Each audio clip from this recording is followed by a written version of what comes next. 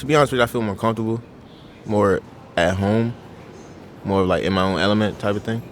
I see other people like me and we can share more, relate to more things. You don't feel like an other. You don't feel like a charity case. You don't feel like somebody's stepping stool to make themselves look better just by helping out a minority. Here at HBCU, it's an actual environment cultivating care, comfort, love. For these students, attending Morgan State University is very intentional. The school is an HBCU, historically black college or university, in Baltimore, Maryland. Morgan State ranks among the top HBCUs in the country. A student comes to an HBCU because they want to be immersed in the HBCU culture. And the HBCU culture is something that you can only get at an HBCU. Dr. Jakob Ostatke is the Assistant Vice President for International Affairs at Morgan State. He came as an international student from Ethiopia back in 1988 to study engineering, and he's been here ever since. First as a professor, and now as an administrator. Once he experienced that HBCU culture, he knew he wanted to pass it on to other students.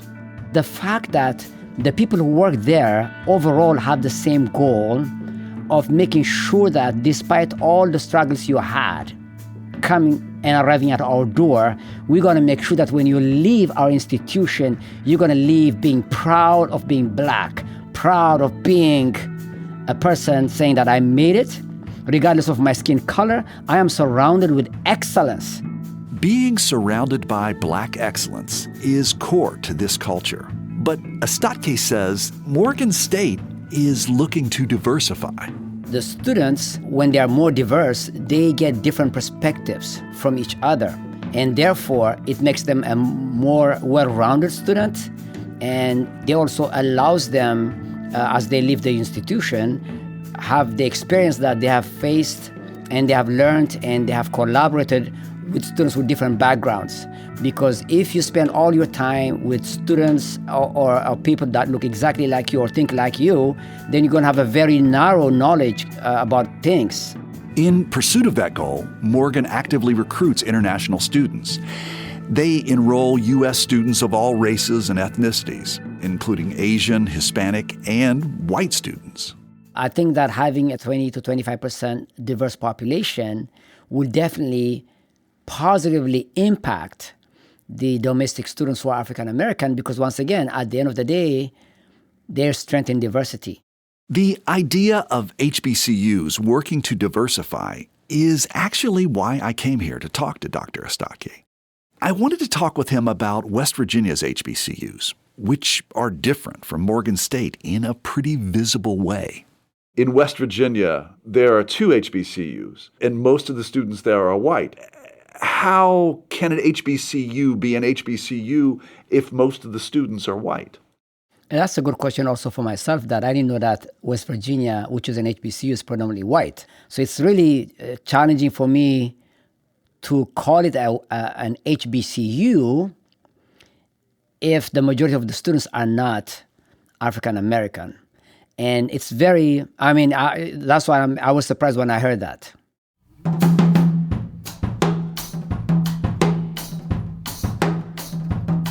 From West Virginia Public Broadcasting and PRX, this is Us and Them, the show that tells the stories about the things that divide us. I'm Trey Kay. In this episode, we take a drive to West Virginia's largest HBCU, West Virginia State University. Once it was a school only for African American students, but today most of the students are white. We wanted to know, what defines a historically black college or university? Is it all about student demographics, or is it something else? In an era of intense competition for student enrollment, many of America's HBCUs are working to adapt and diversify. Are West Virginia's HBCUs coming along on that journey? So I'm in the James C. Wilson University Union Center at West Virginia State University. And I would say that of the people that I'm viewing as they're eating, I would say that 80% of them are white. This is West Virginia State University. It's one of the state's 2 HBCUs. The other is Bluefield State College. And although both have the official HBCU designation, today a significant majority of the students at both schools are white. Historically, that's what that H stands for, historically black. Sharon Smith Banks is recently retired from West Virginia State.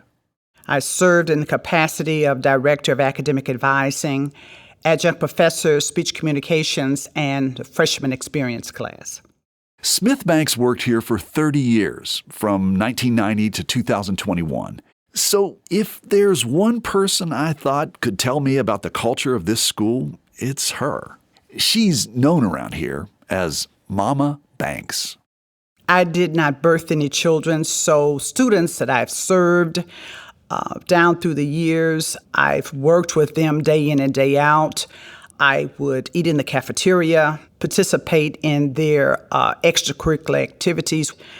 So they did, in turn, become my children. I met Smith Banks on campus, and it became apparent pretty quickly that she's not kidding about being a mom to these kids. In fact, this morning, prior to you coming, a young man entered the room, and I said, young man, when you enter a room, you always acknowledge people's presence and to say, hello, how are you? And he said, yes, ma'am. So I said, when you said yes, ma'am, that lets me know that there's some home training.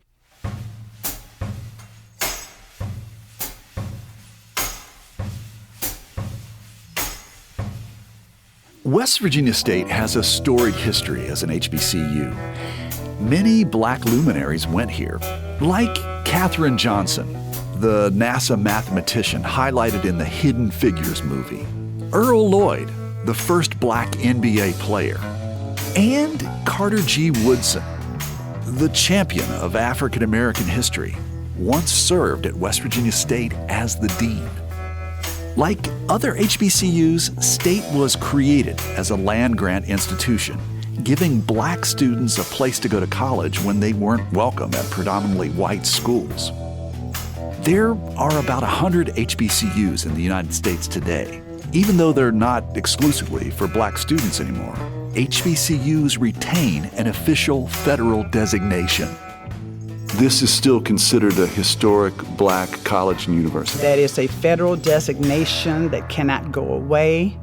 From the beginnings of this institution, 1891, to this institution, 2022, the demographics of the school has changed drastically. Since 1954, the passing of the desegregation case, Brown versus the Board of Education, whites decided that they could attend West Virginia State because it is convenient, travel-wise. Now we have interstate, so it's right off the interstate. So the demographics change. Black folks here in West Virginia, because see, I can go somewhere else. I don't necessarily have to attend West Virginia State. And so there was a drastic shift. When I came here in 1990, the population-wise, I would say would be about 25% African-American, 75% white. Now, let's say that it may be 10% African-American, 85% white, 5% international. It's hard to say exactly when the tipping point came, but there was a tipping point. Some of the pictures that I found in the library, I would say mid-70s was when it was 50-50, and then it started growing to the non-blacks. Sharon Smith Banks arrived at State in 1990. It was marriage that brought her to West Virginia, not a specific pull toward the school. I didn't know what I wanted to do when I came here, but then when I came here, I found out that there were experiences that I had as a black person that a lot of the blacks here had not had. And they would look at me,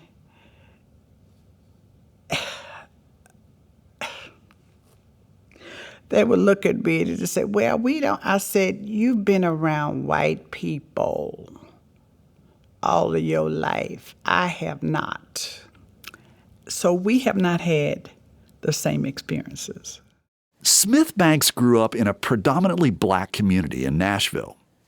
She experienced both the racism of the American South and also an empowering black community of neighbors, friends, and teachers.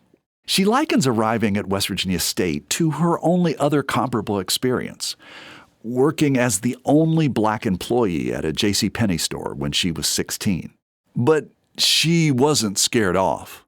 I knew the historical significance of this school was or is, but all I saw were students. And I always shared with them how I grew up.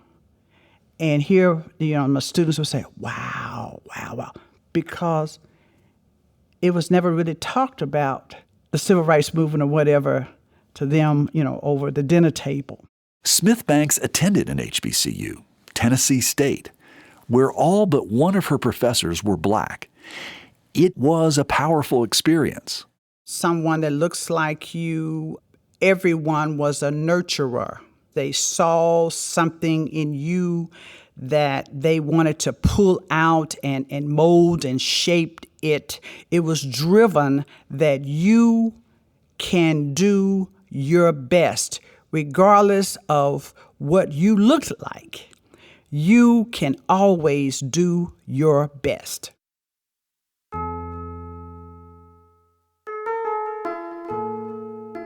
West Virginia State and Tennessee State are very different schools. But Smith Banks made it her mission to pass along that same nurturing culture. Look at this state, the state of West Virginia. The other 49 states do not think much about West Virginia. So you have to prove the other 49 states wrong. What do I mean by that? I'm glad you asked. That you have to know deep down within who you are, that you can be your best. You can do your best with just a little bit of nothing and make it out of something. So you have to come with the mindset that you can do anything that you set your mind to doing, as long as someone is encouraging you to do, and know that you're nothing less. Nothing less. Smith Banks supported students on campus and off. I oftentimes invite them to my home where I would fix a cooked meal, expose them to china, crystal, linen, all of that. So when they went out or attended a conference, they knew exactly how to eat properly and to be able to carry on a conversation. And Smith Banks is very clear that she didn't just support black students. My first white child graduated from here in 1992. 30 years later, she lives in Atlanta. I went to her graduation for her master's degree. So I don't just leave you when you graduate from here, wherever. I don't cut you off. It's lifelong. In fact, for many white students, Smith Banks was a teacher on the subject of black history and culture. And I would pose questions to them. And sometimes I would have some of the white kids crying. But I said, the crying part is that I'm being truthful to you.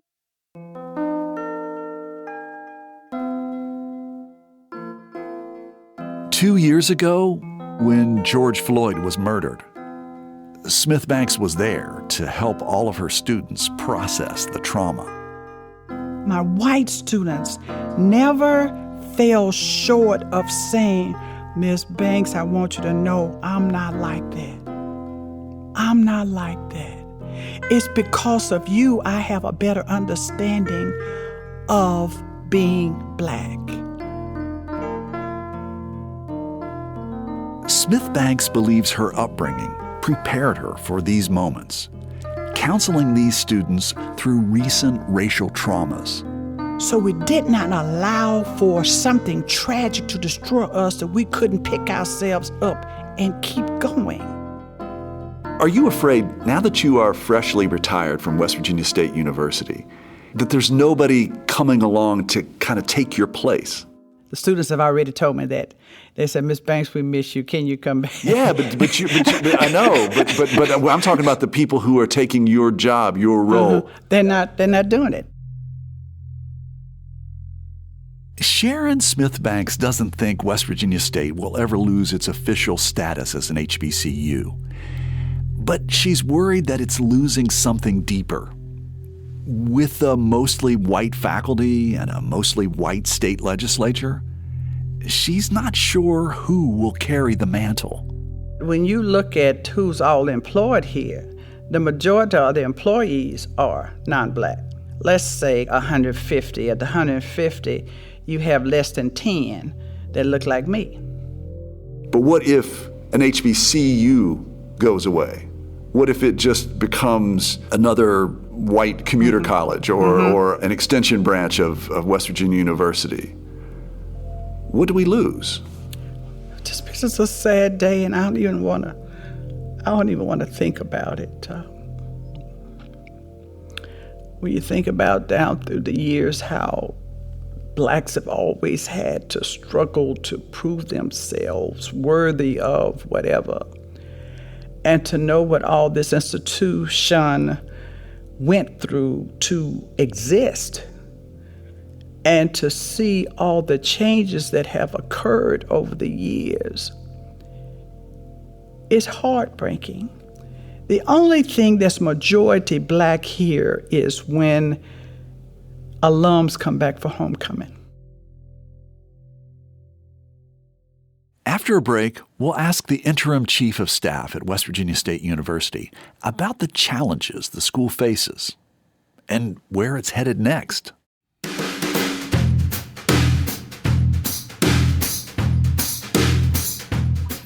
The reason why state was birthed was because of the inequalities. You have a lot of black leaders that was preaching about equality, inclusion, but that dream still has not come to fruition.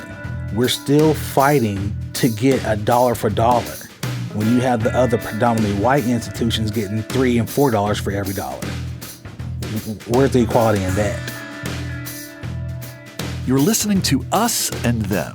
This program is supported in part by the West Virginia Humanities Council, the Greater Kanawha Valley Foundation, the CRC Foundation, and the Daywood Foundation.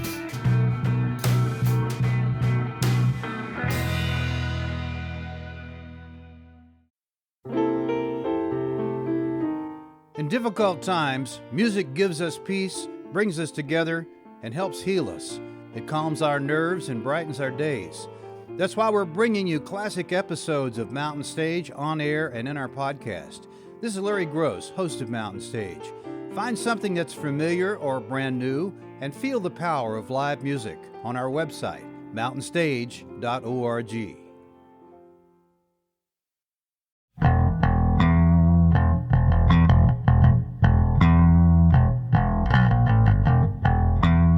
Hey, it's Trey, and you're listening to Us and Them from PRX and West Virginia Public Broadcasting.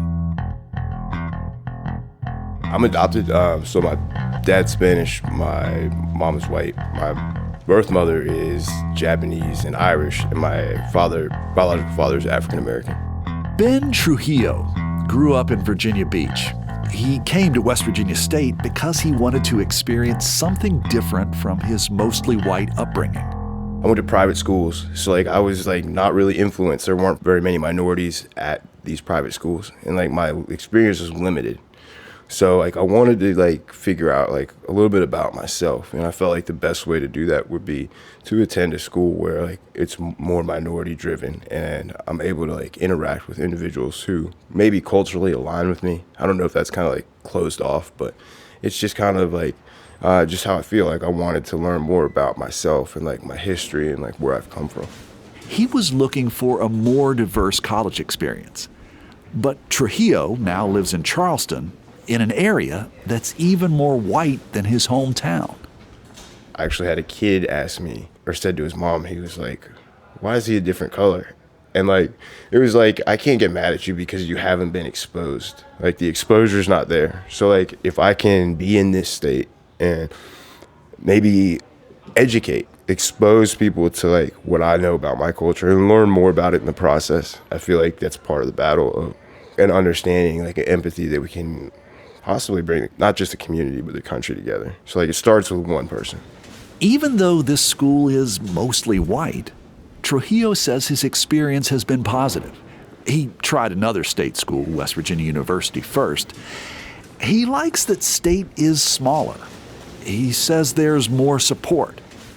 He has an African professor who will sit and talk with him about life. And the history of the place speaks to him. You can walk around campus and you can still see old buildings. There's placards. I mean, the history's here. It's in the walls.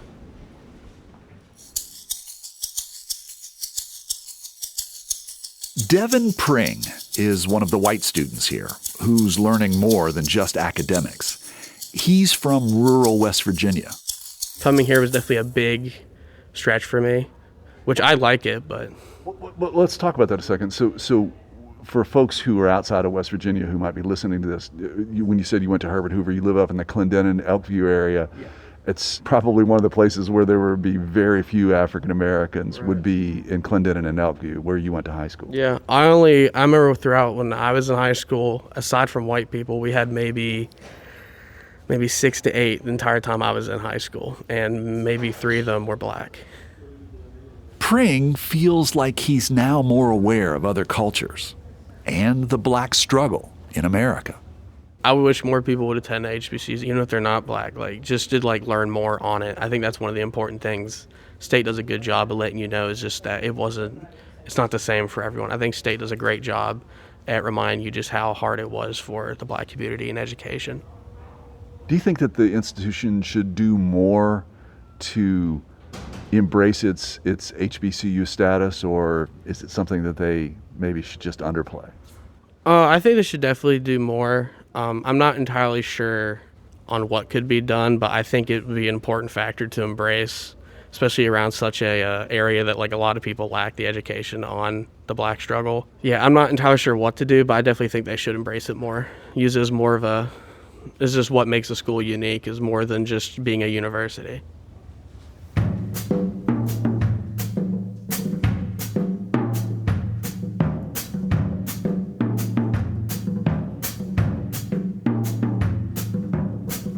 West Virginia State is a school in transition.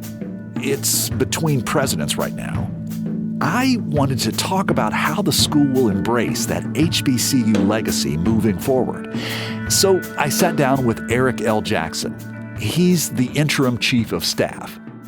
West Virginia State University is an HBCU. Absolutely. And it used to be a majority black student population. Can you explain when and why that changed? Well, we all know that HBCUs were birthed out of segregation.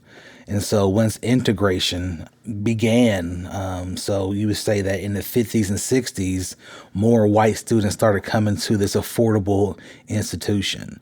Prior to, of course, we were majority black, but once integration began, it started transforming into more of a commuter school, and that's where you get most of your white students. I know that when I was here between the years of 2001 and 2005, I had several black faculty members that were my teachers. Now, you don't see that so much. In addition to his duties as interim chief of staff, Eric Jackson is the Title III administrator for West Virginia State. He oversees the special federal funding that they get because they are an HBCU. Jackson says there can be tension at HBCU conferences. People would say to him, "I didn't know you guys were still an HBCU." When you're in a moment where you're at a conference with other HBCUs, and they say that thing to you, well, I didn't even know you guys were still an HBCU. How do you respond? A majority of HBCUs were built in low socioeconomic areas, communities. And we know here in Institute, it's an unincorporated area. There's no government here. You have the West Dunbar, which is low socioeconomic, minority populated community. You have Pinewood and other surrounding communities around here. And so our mission is still the same, to provide affordable education to low socioeconomic students. And that's what we're doing. And that's what we're all doing. Jackson says without that HBCU designation, West Virginia State University might not even survive. You know, not to get too political, but it's no secret that the state does not fund us at the level that they fund other state universities or state institutions. And so because we have that designation, we do qualify for programs like Title III. Combined, you're looking at about $2.5 million. And then you have Title VII HBCU Master's Program. That pays for a lot of the STEM masters that we have on campus. And so had we not had this HBCU designation, we wouldn't have these programs. We wouldn't have these funds that are funneled through the school to help out with infrastructure, to help out with technology. Without the designation, this university, frankly, may be on the brink of closing. That's how important having this designation is. Jackson says there's something the school can do to better serve Black students and to honor that HBCU designation. Targeted recruiting to attract more Black faculty members. Students learn more when they learn from someone that looks like them. When West Virginia State was predominantly Black, I think that was the draw, that you can see engineers, you can see scientists, you can see English professors, you can see, the theater and athletes. And you saw people like you that came before you that were able to struggle but get to that finish line. And that was the push for the students. And so that's why I think it's very important now to kind of reestablish that here. Is that an initiative that's happening? Well, right now we have an interim president, and so it is not something that is happening right now. It is something that I want to happen. And so the whole targeting approach is something that I hope the new president would receive with open arms and move forward with it. It's hard to say where West Virginia State University is headed in the future, when we don't even know who the next president will be. But there is one school that knows exactly where it's going over the next 10 years. The story of our people goes way back, way before the slave trade. We spanned civilization out of nothing into everything, but we can't even remember who we are now. We are aspiring our students not only to spend time at Morgan, but they're going to have a global experience. They're going to be studying abroad and traveling abroad. And we're forming partnerships in Africa, especially in both West Africa and East Africa. That's Dr. Jakob Ostatke again, the Assistant Vice President of International Affairs for Morgan State University in Baltimore. Morgan is part of an initiative called 100,000 Strong Africa. It encourages Black students at HBCUs to study abroad in Africa and recruits African students to study at HBCUs in the U.S. Our duty is simple: to bring back the children of our noble land who have been displaced for millenniums, to be a bridge to help them across the ocean and connect their roots to their family trees, to guide them to find extensions of themselves in the motherland that birthed their souls. Morgan's 10-year strategic plan includes a goal to develop satellite campuses all over the world. The university also wants to boost its international student enrollment from 400 to 1,000. Most of our students are first-generation students, and so we want to make sure that not only are they going to get a good education, but we also want to make sure that they have a more rounded, broad education. The world is becoming more and more globalized, so what we tell our students is that in the future, your competition is not going to be somebody from Maryland or Baltimore. even cannot even be somebody from the US. It can be somebody from China, from India, from Africa. So therefore, you have to be ready. So that's why you have to understand how different people have different cultures, how they think on how to solve problems. And having that perspective maybe will make you better at trying to solve the problems you're trying to solve locally. These global initiatives and the quest for diversity all help to achieve the school's primary mission. Because at the end of the day, what we want is our domestic African American students will be better prepared to face the world if they are surrounded by students who come from different areas of the globe.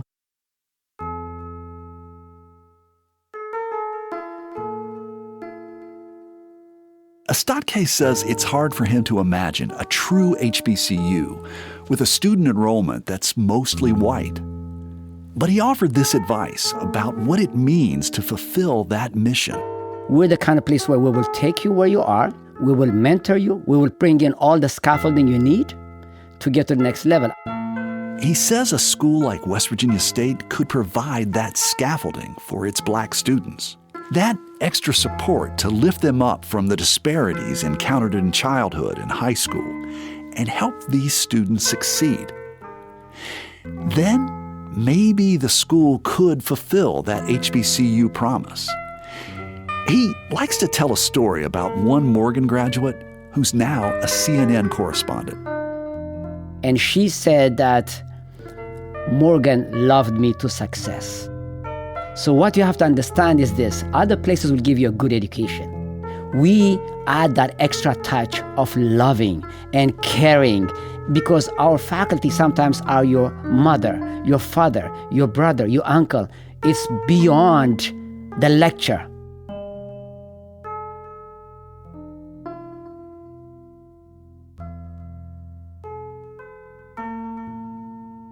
My name is Jasmine Coleman, and I go to West Virginia State University for the nursing program, but I'm also an athlete here. I do the majorette dance team. Not many of the students I talked to at West Virginia State came here specifically because of its HBCU status. Jasmine Coleman from Charleston was an exception. It was important for me at the end of the day to come to a HBCU because I grew up without support, and I knew that coming here I can get a whole lot more support with my education, with my life. And so like being at a HBCU it helped me financially, socially, and mentally, because like I didn't have to always worry about what people thought, how things went, how it was going to go on the next day. I always had that. Like I have connections here. Coleman has a lot of good things to say about State. Our teachers may be white, but they never failed to let us know about African culture at all. They don't take anything away from us. If you look at our sports, it's predominantly black. If you look at any of our organizations, they're predominantly black with some white people in them. To Coleman, the school feels more like 50-50, not majority white. But there's one place she's noticed a stark contrast between her school and other HBCUs, the dance team. We most definitely embrace our HBCU heritage. In West Virginia, and this may sound bad, but there's a lot of racist people here. And personally me, because I'm on the majorette dance team, I know what other majorette dance teams look like. We're not like them. But it's because we wasn't really allowed to dance like them. People didn't like the way we was dancing, and they wanted to withdraw money and not give us money. It's just that we can't fully embrace what we want to do because people won't allow us to fully embrace what we want to do. Okay, so majorette dancing. So you do that, and there is a certain way that maybe if we were at a HBCU like Morgan State or Howard or Spelman or someplace like that. Alcorn State or HBCUs out in Mississippi, when you see them, it's different than us. We do more hip-hop majorette, but we want to do it that way. We want to do it the other HBCU way, but because of the state that we live in and the people who run us, we're not really allowed to do it like that because it's provocative dancing, and they don't want to allow that because, like I said, and it sounds bad when I say it, but our fundings for these things come from the predominantly white people. They don't want us to embrace it the way we're supposed to. They wanted to keep it a certain way at all times, not just for the majorette, for the sports teams, for any events that we want to hold. They fund it. I asked Eric Jackson, the interim chief of staff, about this fear that embracing the school's HBCU culture and heritage could have financial consequences.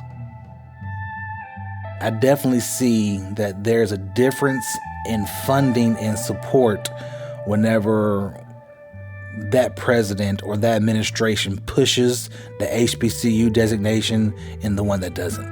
I mean, do you feel like that is, I don't know, it's a balancing act? It is. I mean, you can look in, you look at the state of Maryland, right? They have, I think about 3 or 4 HBCUs that sued the state because they were not funding them at the level that they were supposed to be funded.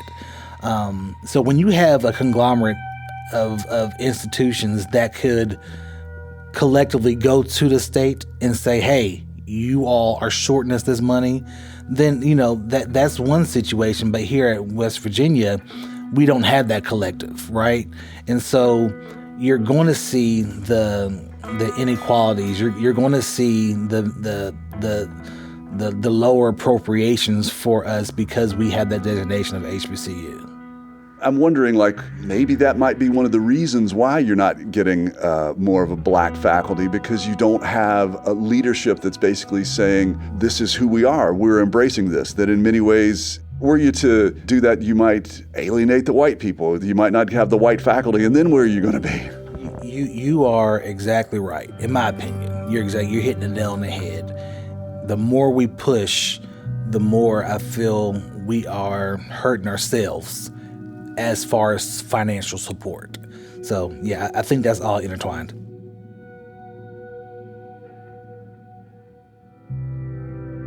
A lot of things about the future of West Virginia State University will be decided when a new president is named.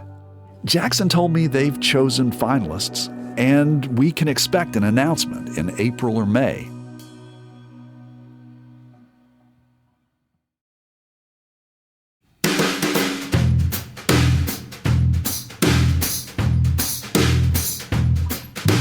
You've been listening to Us and Them. Our team for this episode is me, Trey Kay, Emily Havik, and Kate Smith. Special thanks to David Bryson, Kitty Dooley, Zidane Martin, and Jason Johnson. Michael Lipton and Tristan Lozow wrote and performed the Us and Them show music. Mark Lerner designed our logo. The marvelous people at PRX and West Virginia Public Broadcasting make Us and Them possible.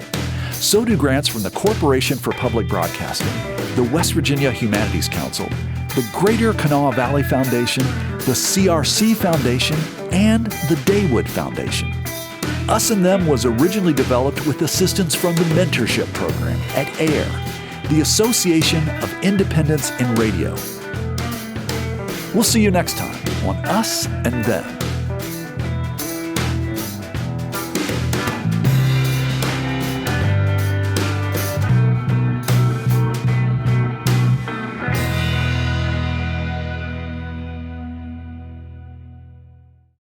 Support for this podcast comes from the Corporation for Public Broadcasting.